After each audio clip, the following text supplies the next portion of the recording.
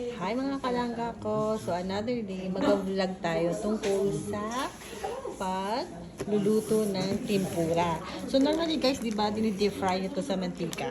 Ayan, itong tempura shrimps. Okay, so today, we're going to use our electric skillet. Ayan, electric yan. So this is the probe. So we're not going to use any single drop of oil.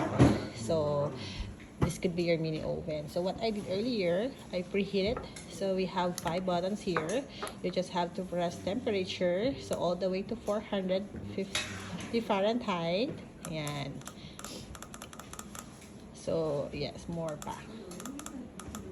So the good thing about this skillet is that when you set in timer, so it will just automatic. Ayan guys, ayan mga kalangga. So, ito yung sinasabi ko na automatic shut off. So, buksan na natin. At, i-flip na ang ating tempura. So, yan oh. Look at this. Diba? Kasing pretty yung mga kalangga. Okay. So, yan, balik na din na lang natin lahat. So, after this, ilagay lang natin ulit sa 400 degrees Fahrenheit. Okay. At sa 7 minutes. Nasaan yung ano? Yan. 6. So, ayan na lahat. Nabaliktad na. So, ilagay natin ulit yan sa 400. Then, 7 minutes. After that, you're done. Okay.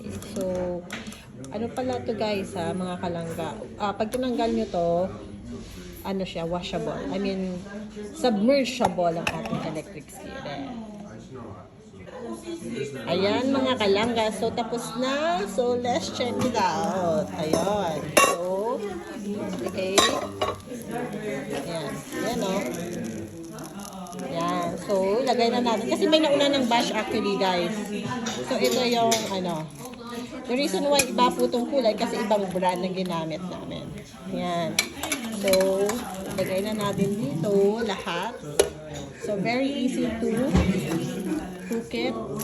Imagine, nakatipid kayo ng sobra sa mantika. Ayan. Ayan. So, that's how easy gumawa ng tempura na walang mantika. Thank you guys for watching.